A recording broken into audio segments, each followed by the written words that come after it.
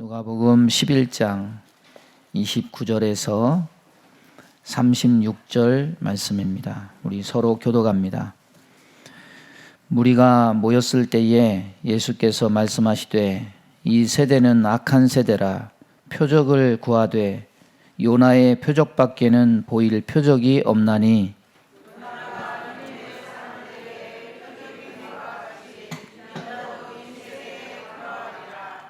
심판 때에 남방 여왕이 일어나 이 세대 사람을 정죄하리니 이는 그가 솔로몬의 지혜로운 말을 들으려고 땅끝에서 왔음이거니와 솔로몬보다 더 큰 이가 여기 있으며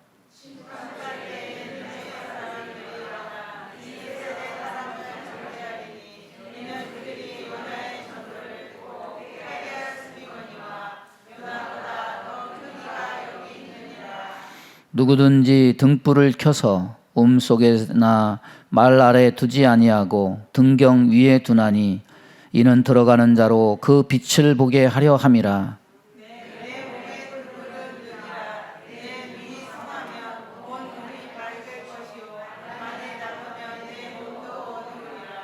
그러므로 내 속에 있는 빛이 어둡지 아니한가 보라.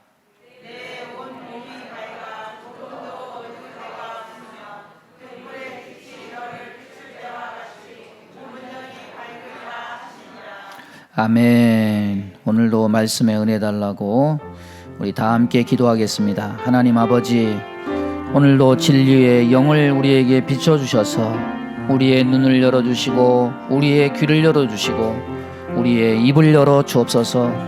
성령님 조명하여 주옵소서. 빛을 비춰주시고 길을 인도하시고 생명길을 가게 하시고 복된 열매를 맺게 할 수 있도록 하나님 함께하여 주옵소서. 예수님의 이름으로 기도하옵나이다. 아멘. 눈도 열려지고 마음도 열려지고 기도도 열려지고 축복의 문도 열려지고 열리는 은혜가 있기를 바랍니다. 40년, 벌써 40년이 됐습니다.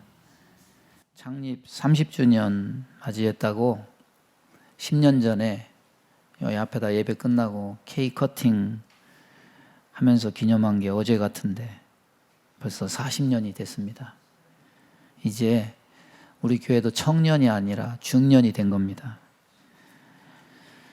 40주년 기념해서 직분자 세우는 일과 더불어서 환경도 좀 새롭게 깨끗이 하려고 화장실, 요아실 공사를 진행했는데 교회 카페에 들어가 가지고 올려놓아진 사진들을 한번 살펴봤더니 2000년에 입당을 하고 10년 후에 2010년에 화장실 바닥 한번 뜯어 고치고 이번에 12년 만에 전체적으로 화장실을 다 뜯어 고친 거죠.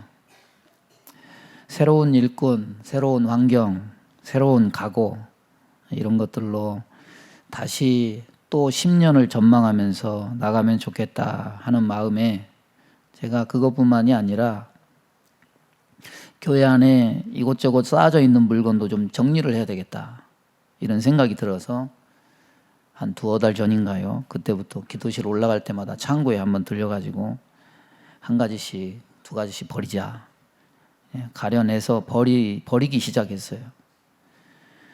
이 창고에 쌓은 것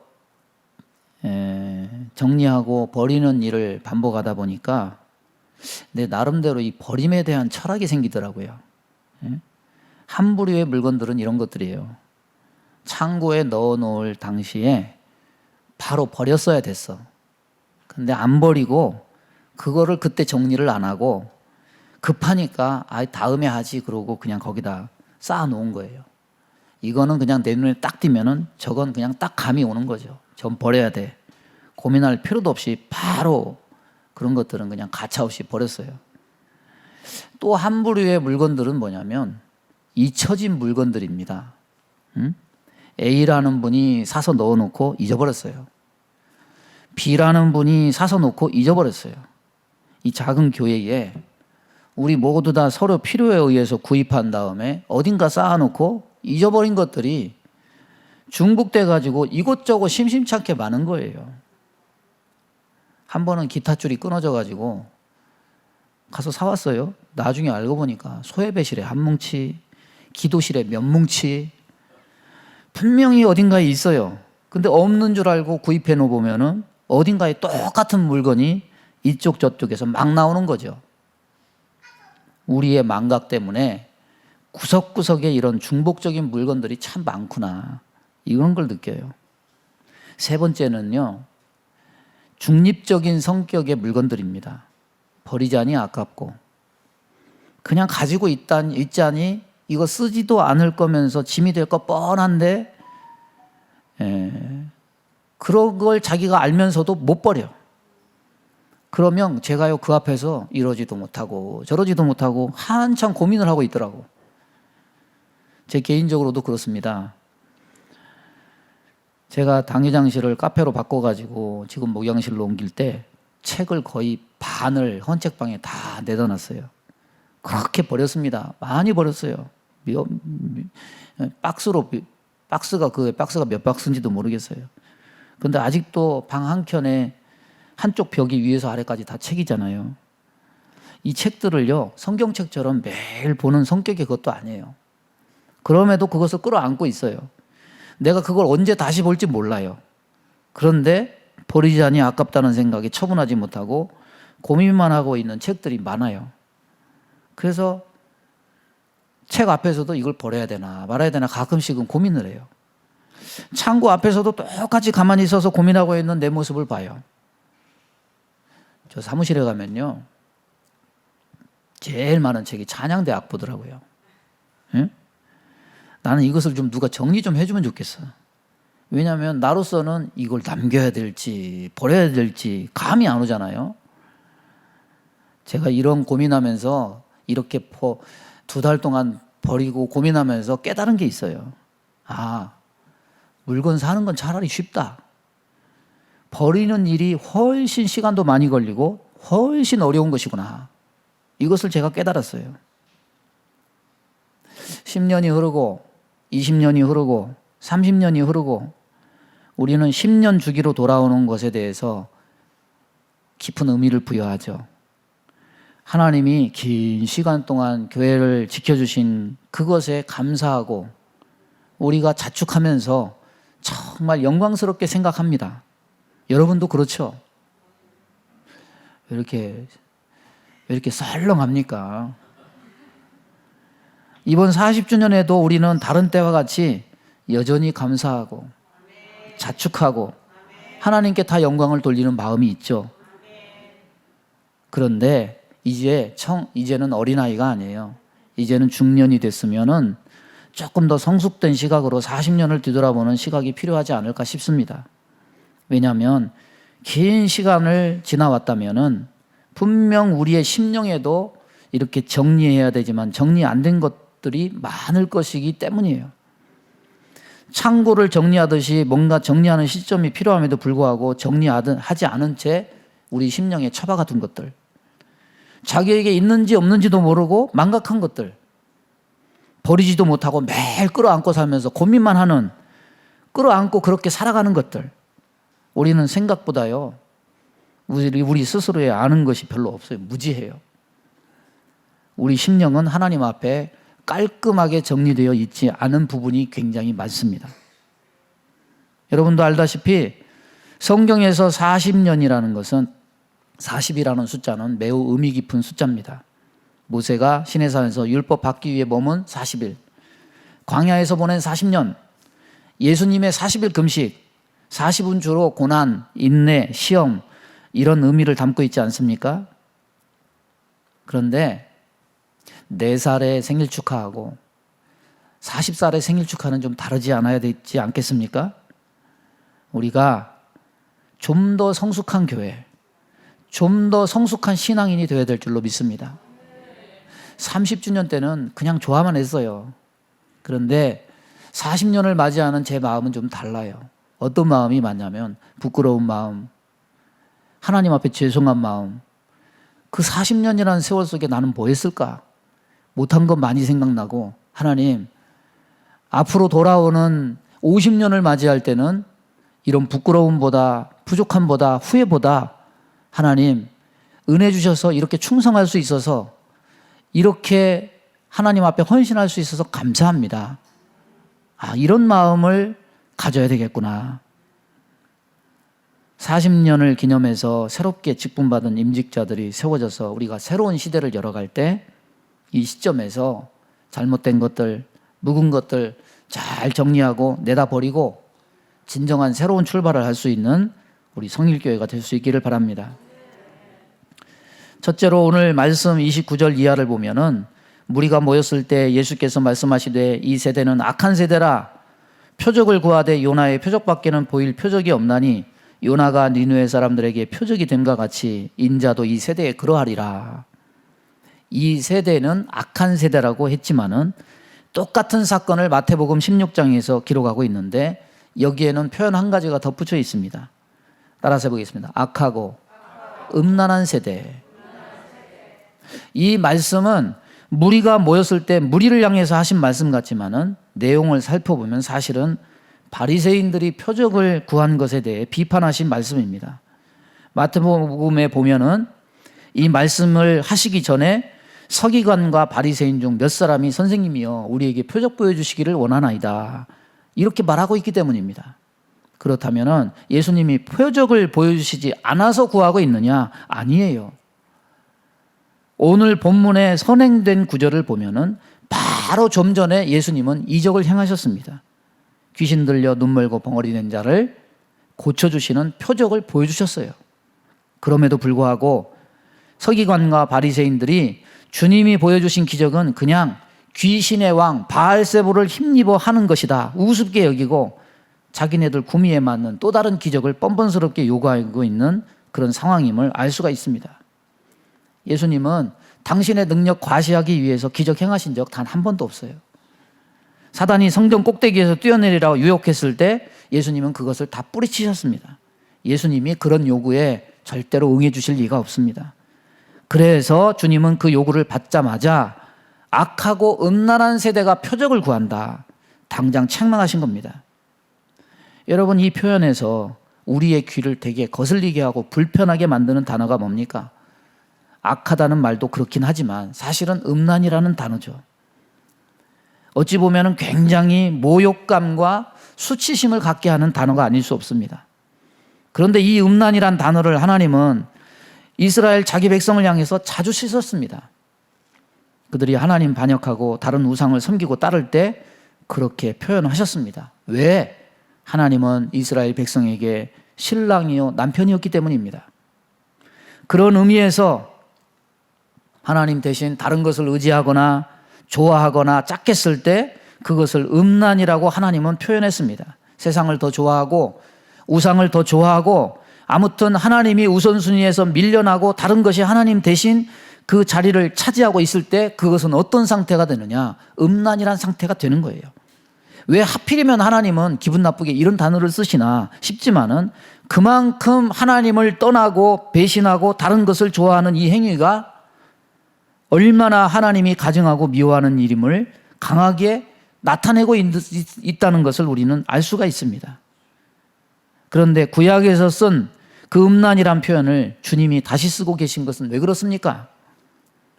주님이 베푸신 표적은 인정하지도 믿지도 않고 자신들이 원하는 다른 표적을 구하는 것은 그 심령에서 하나님은 벌써 우선순위에 밀려나 있는 거예요. 예수님은 그같이 하나님께 반역하고 교만한 세대에게 보일 표적이 있다면 그것은 요나의 표적밖에 없다. 요나가 물고기 뱃속에 들어가 사흘간 있던 것. 이건 뭘 의미합니까? 예수님의 십자가 사건을 상징하는 거죠. 예수님께서 세상 죄를 다 지시고 십자가에서 대신 죽으시고 장사된 지 사흘 만에 다시 부활하신 사건만이 모든 세대의 모든 인류들에게 보여주실 수 있는 최대의 표적이고 또한 충분한 증거가 될 것이라는 말씀인데 그것을 믿지 못하면 더 이상 표적은 없다. 이것을 의미합니다. 결국 믿음은 하나님이 그리스도를 통해 나타낸 십자가의 표적을 통해서 생기는 것이지 사람이 자기가 원하는 어떤 방식의 표적으로 믿음이 생기는 것은 절대 아니라는 거예요. 만약에 그런 식으로 자기 자신이 원하는 방식으로 믿음을 얻기를 원한다면 그것은 믿으려 하는 마음이 아니에요. 악한 마음이에요. 그것은 하나님을 사랑하는 마음이 있어서가 아니에요. 다른 것을 더 사랑하고 좋아하고 우선순위로 두는 하나님이 말씀하시는 음란한 때문이라는 것을 밝히고 있는 거예요. 대부분의 사람이 음란이란 단어에 꽂혀서 기분 나쁘다. 어떻게 나를 그렇게 표현할 수 있느냐. 이렇게 말하고 자신이 하나님을 어떻게 취급하고 있는지에 대해서는 묵상이나 돌아봄이 없어요. 사람이 이렇습니다. 자기를 몰라요. 이런 상태로는 하나님과 화평이 있을 수가 없습니다. 그냥 자신이 생각한 대로 아무 변화도 없이 해결도 없이 그냥 그렇게 흘러가고 마는 겁니다. 여러분, 사람이 심각하게 생각하는 악이 뭡니까? 요즘에 TV에 나오는, 언론에 나오는 그런 보도들, 흉악범들 많죠. 악은요 전부 인간이 인간을 향해 저지르는 범죄들입니다. 언론에 나오는 살인, 연쇄살인범, 우리는 이 사람들을 흉악범이라고 부릅니다. 인간의 생명과 재산에 해를 가하는 것이 인간 법에서의 악이에요. 우리에게 음란은 뭡니까? 남녀가 정절을 지키지 않고 다른 상대를 찾아다니는 것이 곧 음란이 돼요. 사람을 향해서 악과 음란을 저지르는 사람은 만인의 지탄을 받게 되고 법의 심판을 통해 사회에서 일정 기간 격리되거나 형벌을 받게 돼요. 그런데 여러분, 우리가 하나님을 향해 저지르는 죄는 어떻게 돼요? 생각해 봤습니까? 하나님께서 사람에게 죄가 있다면 어떻게 처리하실 겁니까? 하나님이 예수님 승천하신 다음에 우리에게 보내신 성령께서 하시는 일은 죄인을 그리스도 앞으로 인도하고 그를 그리스도의 보혈로 씻어 정결케 하고 그리스도의 사람이 되게 하고 거룩한 사람이 되게 하는 겁니다. 그렇게 하시기 위해서 성령은 어떻게 일하시느냐? 요한복음 16장 8절 이하에 보면은 그가 와서 죄에 대하여 의에 대하여 심판에 대하여 세상을 책망하시리라. 죄에 대하여라 함은 그들이 나를 믿지 아니합니다. 죄에 대해 책망하신다고 합니다. 의롭지 않은 것에 대해 책망하신다고 합니다. 심판받을 세상에 오히려 마음 다 뺏기고 사랑하고 좋아하고 기뻐하고 한눈 팔고 사는 삶에 대해서 강하게 책망하신다고 합니다. 특히 죄에 대하여 책망하심은 인간의 생명과 재산에 해를 가하는 이런 인간관계에서의 죄를 지적하는 것이 아닙니다. 하나님과의 관계에 있어서 죄를 지적하는 겁니다. 그것이 뭐냐? 그들이 나를 믿지 아니합니다. 따라서 보겠습니다. 불신앙. 불신앙이 죄예요. 근데 그걸 사람들은 죄라고 여기지 않아요.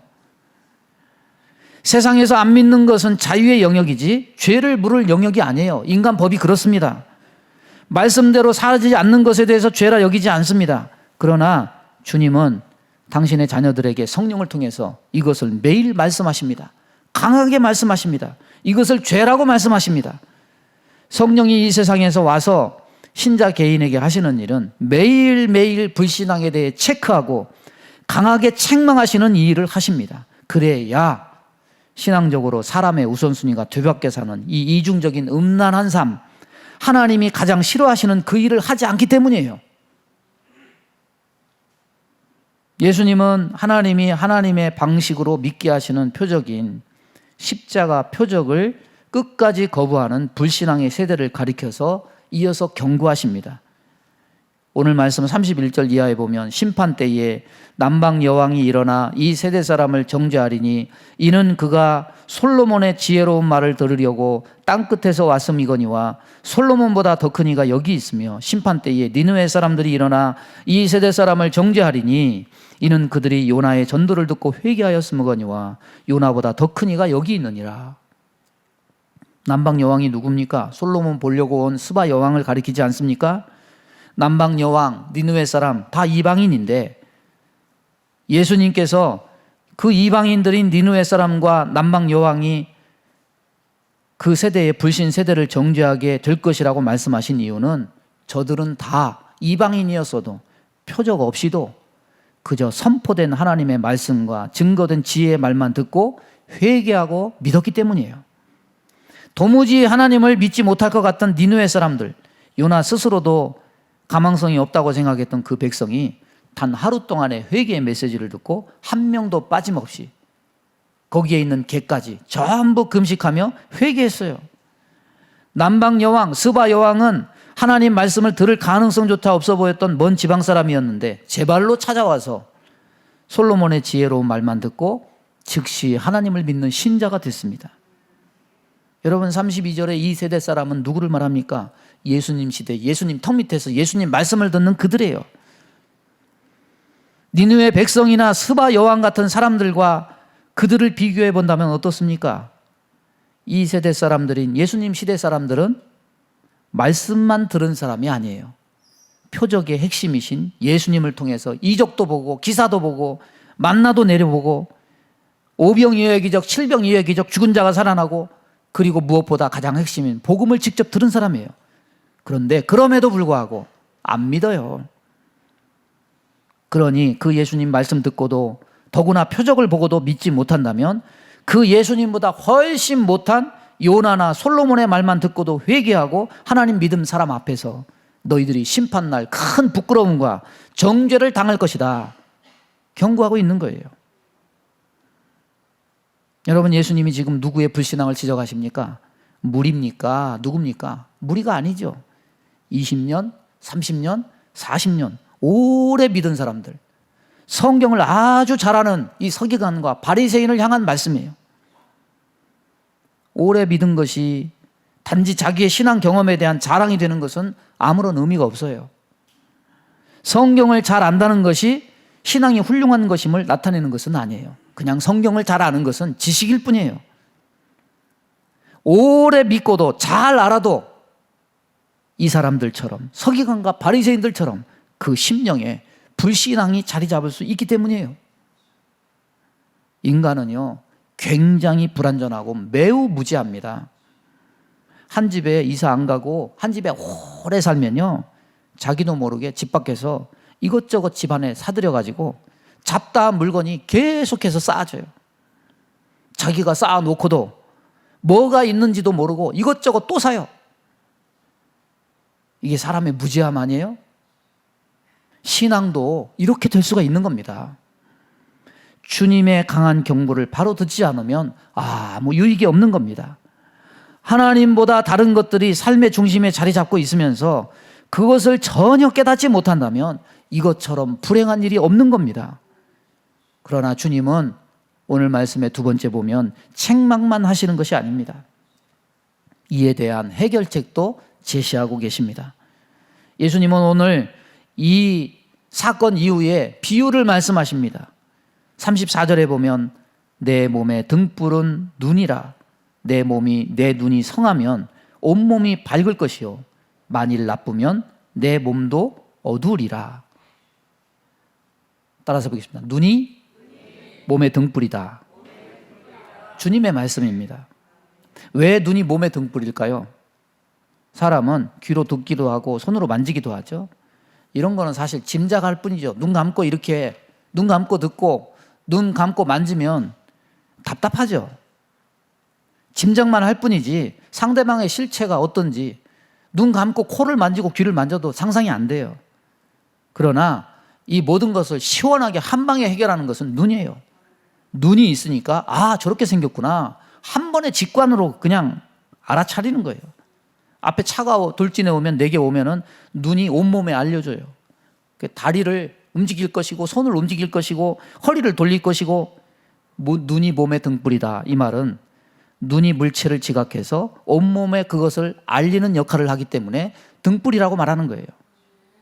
그런데 여기서 주목할 것이 있습니다. 눈이 있다고 다 보는 건 아니에요. 사람이 본다는 건요 눈의 존재만으로 가능하지 않습니다. 눈이 있어도 빛이 외부에서 비치지 않으면 눈은 눈의 기능을 절대 발휘할 수 없어요.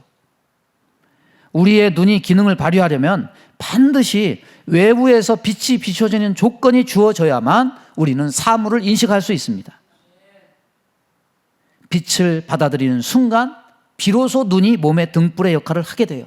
찾을 수도 있고 만질 수도 있고 피할 수도 있고 목적지를 향해 갈 수도 있습니다. 그러니까 눈만 있다고 볼 수 있는 것이 아니에요. 눈은 사실 빛 때문에 그 역할을 감당하는 겁니다. 운전을 하다가요 갑자기 터널이 나오면 바로 볼 수 있는 게 아니에요. 어두움에 적응하는 시간이 있어요. 이거를 암 적응이라고 그러더라고요. 보통 완전히 적응하려면 10초 정도 걸린대요. 밝은 데서 갑자기 어두운 데 들어가면 사람의 눈이 사물을 인식할 수 없어서 큰 사고로 이어지는 경우가 많습니다. 빛의 교훈은요, 우리 일상에서도 이렇게 어렵지 않게 발견할 수 있어요. 눈이 몸의 등불이지만 눈이 몸의 등불을 수행할 수 있는 것은 눈 때문이 아니라 빛 때문이다. 눈이 있어도 빛이 없으면 볼 수 없다. 저와 여러분은 세상을 제대로 보고 있을까요? 자기 자신 안에 뭐가 있는지 제대로 알고 있을까요? 우리가 성경 지식이 아무리 많아도 사실 진리는 우리 안에서 발생하는 것이 아니고 진리는 하나님에게서 우리에게 빛처럼 비춰지는 겁니다. 우리 자신의 상태를 바로 분별하고 체크하고 제 기능을 발휘하게 하려면 우리에게 두 가지가 반드시 필요해요. 하나는 무엇이냐? 하나님의 빛이다. 하나는 무엇이냐? 그 빛을 받아들이는 내 눈이 성한 눈이 되어야 된다. 그래서 오늘 말씀에 그렇게 얘기하지 않습니까? 내 눈이 성하면 온몸이 밝을 것이요 만일 나쁘면 네 몸도 어두리라. 진리를 분별하고 받아들이는 영안이 열려져야 된다는 거예요. 그래서 예수님이 말씀하십니다. 그러므로 내 속에 있는 빛이 어둡지 아니한가 보라. 여러분, 이게 무슨 말입니까? 이 상태는 뭘 의미하는 겁니까? 빛이 적게 빛을 비춰주는 것이 문제입니까? 아니면 그 빛을 받아들이는 내가 눈을 좁게 해가지고 개슴칠해 좁게 바라보는 내 눈의 문제일까요? 이 말씀은 요한복음 1장 5절이 답을 줘요. 요한복음 1장에 요한 사도는 뭐라고 얘기하느냐? 빛이 어두움에 빛이 돼 어둠이 깨닫지 못하더라. 여러분, 자연의 빛은요 이미 태초에 창조돼서 이미 빛을 발하고 있어요. 피조세계를 매일 비치고 있습니다. 물론 비가 와서 구름이 가려서 안 보이는 날이 있지만 이 자연에 태양의 빛이 없어지는 적은 없어요. 진리의 빛은 어떻습니까? 이미 예수님이 오심으로 2000년 전부터 진리의 빛이 비춰주고 있어요.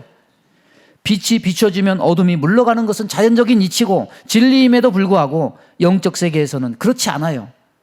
빛이 왔지만 어둠이 물러가지 않는 지역이 있습니다. 아니, 많아요. 자연의 빛이든 진리의 빛이든 볼 수 없는 것은 빛의 문제가 아닙니다. 빛은 이미 충분합니다. 이미 왔습니다. 그러면 뭐가 문제냐? 진리의 빛에 대해서 눈이 아예 감겨있는 내 심령이 문제이라는 것을 우리는 깨달을 수 있어요. 내 속에 있는 빛이 어둡지 아니한가 보라. 무슨 문제입니까? 빛의 문제가 아니라 너 왜 눈을 감고 있느냐? 심령의 눈이 문제인 것을 말씀하고 있는 겁니다. 빛이 이미 존재하고 있어도 내 눈이 그 빛에 대해서 열려지지 아니하다면 빛을 보지 못하게 됨이, 그래서 내 눈이 몸의 등불의 역할을 수행할 수 없음이 여기서 일어나고 있음을 말하는 거예요. 모든 사람에게 가장 치명적인 것, 이게 뭔지 아십니까? 영적인 해안의 기능이 죽어있는 상태로 살아가는 것. 사람이 하나님 앞에 영안이 감겨 있어서 죽어 있을 때 그 열매는 항상 불신앙, 불순종일 수밖에 없습니다. 빛이 있어도 자기가 그 빛을 받아들이지 않으니까 자기 삶에 뭐가 문제인지도 전혀 깨닫지 못해요. 문제의식이 전혀 없어요. 진리의 빛이 그 사람에게 들어가지 못하니까. 사도행전 1장 8절에 이렇게 말하죠. 예루살렘과 온 유대와 사마리아와 땅끝까지 이르러 내 증인이 되라. 여러분, 요절은 숭숭 외우죠. 다. 근데 사실 복음에 있어 가장 먼 땅끝은 저 어디 사우디나 그런 곳이 아니에요. 복음에 있어 가장 먼 땅끝은 내 마음일 수 있어요. 어떻게? 하나님 말씀을 받아들이지 않을 때, 내 눈이 닫히고 내 마음이 닫혀서 죽어 있을 때 사실은 내 마음이 복음을 듣지 않는 땅끝이 되는 겁니다. 복음을 듣지 못해서가 아니라 육신의 귀로는 듣지만 영의 귀가 둔해지고 무감각해질 때 복음이 들려지지 않는 땅끝이 되는 거예요. 육신의 눈이 닫힌 사람을 뭐라고 합니까? 맹인이라고 그러죠. 지금은 시각장애인이라고 그렇게 얘기하죠. 귀가 닫힌 사람을 농아라고 하죠. 농아인 사람들은 이 둘 다 다친 사람, 귀가 다치고 눈이 다치고 이걸 농맹아라고 부르더라고요. 헬렌 켈러는 빛을 못 보는 사람이에요. 농맹아입니다. 농맹아에겐 빛이 없어요. 농맹아가 세상을 알 수 있는 것은 손짓이에요. 자기 의사를 뭘로 하느냐? 수어로 하죠. 요즘 수화를 수어라고 하더라고. 점자로 세상이 어떻게 돌아가는 것을 점자로 알아요. 그가 뭘 의지하느냐? 지팡이로 의지해요. 하나님 없이 스스로 사는 사람들, 빛이 없는 사람들이에요. 하나님을 빛으로 여기지 않아요. 진리의 빛 대신 다른 것을 빛으로 삼고 몸의 등불을 삼아요. 그러나 영적 일에는 자기 상태를 몰라요. 자기가 맹인인지도 몰라요. 자기 자신의 삶에 뭘 버려야 될지, 뭐가 있는지, 뭐가 중복됐는지 전혀 몰라요. 자기 안에 버려야 될 것이 가득 차 있음에도 불구하고 불신앙, 불순종의 열매를 맺고 있으면서도 한마디로 말하면 똥인지 된장인지도 모르고 오히려 자기 자신은 굉장히 잘하는 줄 알고 그렇게 착각하며 살아가는 사람들이 있어요.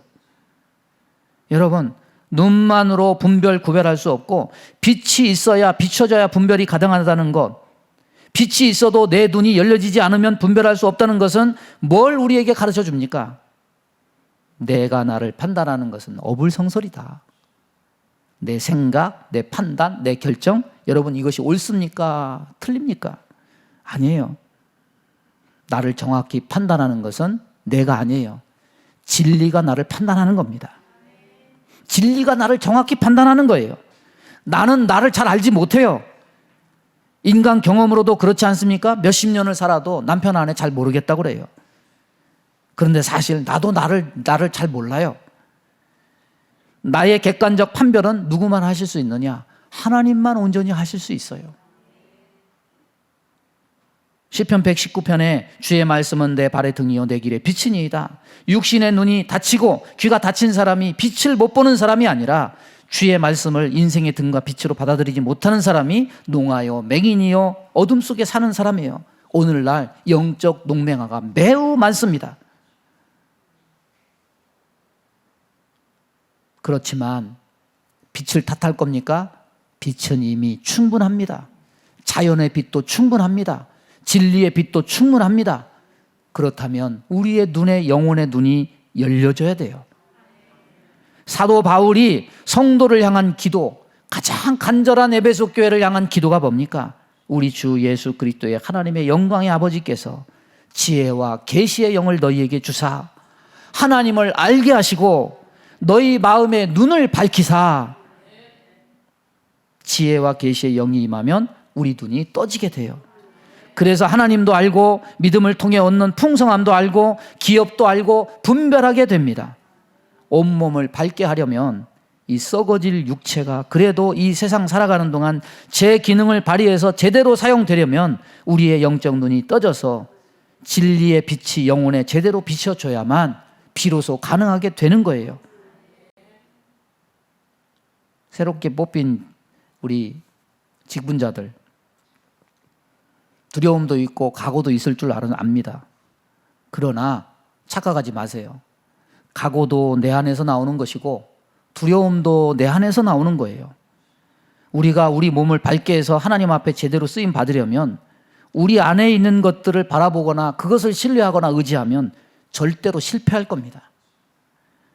여러분 자신 안에 있는 것들은 믿을만 하지 못해요. 각오든 두려움이든 내 안에 있는 것들 의지하지 마세요. 눈이 열려지기를 사모하세요. 빛이 그 영혼에 비춰져 온몸을 밝게 할 때 그제서야 하나님의 은혜로 우리가 사용되는 것이지 내 각오로 되는 거 아닙니다. 하나님의 능력으로 온몸을 밝게 해야 내가 하나님 앞에 선한 도구로 쓰임받게 되는 겁니다. 말씀을 정리합니다. 오래 믿은 서기관들, 바리새인, 성경에 아주 해박한 그들, 뭐가 묻었는지도 볼 수 없는 자들이에요. 쓰레기로 가득 찬 마음, 죄로 가득 찬 마음, 사랑의 우선순위가 뒤바뀐 인생, 그 안에 빛이 없어요. 하나님이 빛을 주시지 않은 것이 아니에요. 자기들이 진리의 눈과 귀를 닫고 엉뚱한 것들의 문을 열고 사모하면서 살았기 때문입니다. 이런 사람은 분별이 불가능합니다. 버릴 것이 많음에도 버리지 못하고 고민만 하고 있고 내 안에 뭐가 숨겨져 있는 조차도 잘 알지 못해요. 몸의 등불이 제대로 기능을 발휘하려면 빛이 필요해요. 눈이 열려져야 돼요. 나를 제대로 아시고 보시는 분은 주님이에요. 내가 아니에요. 주님이 비춰줘야 내 눈이 떠져서 내 지각이 열려요. 오래 살았다고 보는 것이 아니에요. 삶을 정리할 수 있기를 바랍니다. 영적인 삶도 정리할 수 있기를 바랍니다. 오래 믿었다는 신앙 연조 자랑하지 않기를 바랍니다.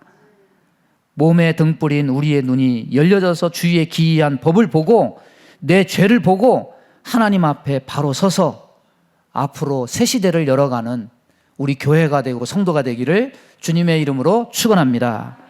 우리 주여 한번 부르고 합심하여 기도합니다. 주여, 하나님 아버지, 오늘도 주의 말씀 저희들에게 허락하심을 감사합니다. 아버지, 스스로 하나님 노릇하지 말고 하나님의 자리에서 내려와서 겸손하게 진리의 빛을 구하고 나를 조명하는 우리가 되기 원합니다.